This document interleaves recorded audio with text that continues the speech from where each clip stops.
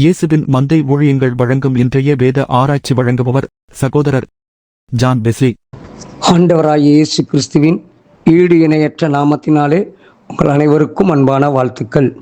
இந்த நாளுக்கான வேத வசனம் மார்க் எழுதின சுவிசேஷம் 11ஆம் அதிகாரம் 23ஆம் வசனம்.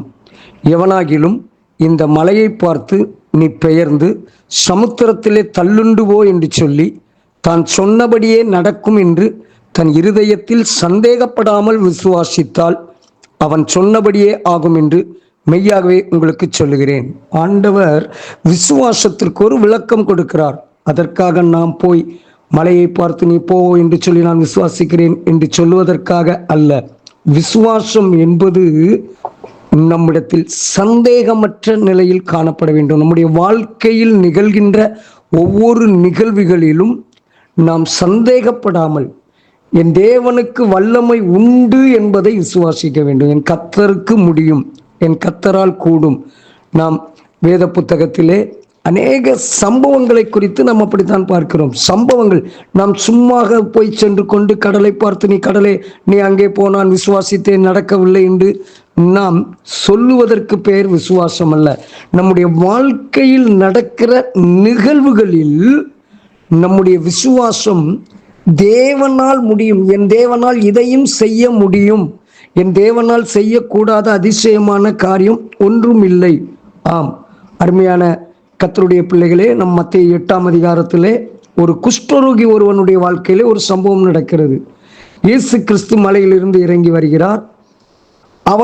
அவன் பணிந்து கொண்டு ஆண்டவரிடத்தில் சொல்லுகிறான், உமக்கு சித்தமானால் என்னை சுத்தமாக்க உம்மாலாகும். அவன் அங்கே கொடுக்கிற செய்தி என்னவென்றால், உமக்கு எனக்கு சுகம் கொடுக்க உமக்கு விருப்பமானால் என்று சொல்லிவிட்டு அவன் ஒரு வார்த்தை சொல்லுகிறான், நீ செய்யாததினாலே உம்முடைய வல்லமை குறைந்து போகவில்லை, உமக்கு சுத்தமாக்க உம்மால் ஆகும் என்று சொல்லி அவனுடைய விசுவாசத்தை அறிக்கையிடுகிறான்.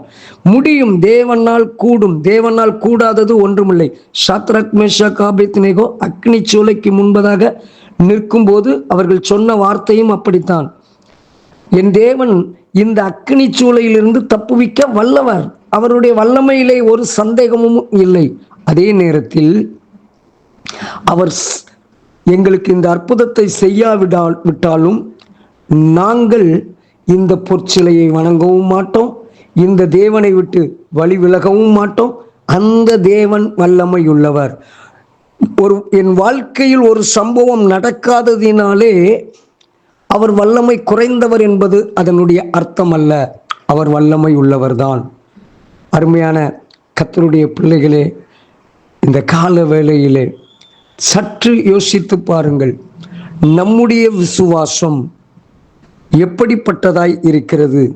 அதனால்தான் உலக பிரகாரமான வாழ்க்கையின் தேவைகளில் கூட அப்படித்தான் சொல்கிறார், எண்ணத்தை உண்போம், எண்ணத்தை கொடுப்போம், எண்ணத்தை உடுப்போம் என்று கவலைப்படாதீர்கள், என் தேவன் அறிந்திருக்கிறார் என்று சொல்லுங்கள். அவர் சொல்லுகிறார், மத்தேயு 6ஆம் அதிகாரத்தில் 31வது வசனத்தில் சொல்லப்பட்டிருக்கிறது. 32வது வசனத்தில் சொல்லும்போது, இவைகளை எல்லாம் உங்களுக்கு வேண்டியவைகள் என்று உங்கள் பரமபிதா அறிந்திருக்கிறார். நாம் விசுவாசிக்க வேண்டும், என் தேவன் என்னை போஷிப்பார், என் தேவன் என் தேவைகளை சந்திப்பார், என் தேவன் என்னுடைய இந்த பிரச்சனைகளை மாற்ற அவர் வல்லமை உண்டு. ஆனாலும் அவர் செய்தாலும் செய்யாவிட்டாலும் என் தேவனோடு கூட வைத்திருக்கிற உறவில் நான் ஒரு நாளும் வழி விலக மாட்டேன். ஆண்டவருடைய சமூகத்திலே அருமையான கர்த்தருடைய பிள்ளைகளே, இந்த கால வேளையிலே தேவன் நமக்கு கற்றுக் கொடுக்கிற வார்த்தை அதுதான். நம்முடைய விசுவாசத்தில் நாம் நிலைத்திருக்க வேண்டும். நம்முடைய விசுவாசத்தை விட்டு நாம் விலகிவிடக்கூடாது. நம்முடைய வாழ்க்கையிலே சில செயல்கள் நடக்காதது நிமித்தம் நாம் குறைவான சூழ்நிலையில் வாழ்கிறோம் என்று அர்த்தமல்ல. தேவனால் எல்லாம் கூடும், கர்த்தரால் எல்லாம் கூடும், அவரால் கூடாதது ஒன்றுமில்லை. உங்கள் வாழ்க்கையில நீங்கள் கண்ணீரோடு இருக்கலாம், வியாதியோடு இருக்கலாம், மரண படுக்கையில் இருக்கலாம், தேவைகளோடு கூட இருக்கலாம். சோர்ந்து போகாதீர்கள். உங்கள் பிரச்சனைகளை மாற்ற அவர் வல்லமை உள்ளவர், உங்கள் தேவைகளை சந்திக்க அவர் வல்லமை உள்ளவர். அவரால் கூடாத அதிசயமான காரியம் ஒன்றுமில்லை. ஆனால் அவர் தம்முடைய சித்தத்தின்படி செய்கிறவர்.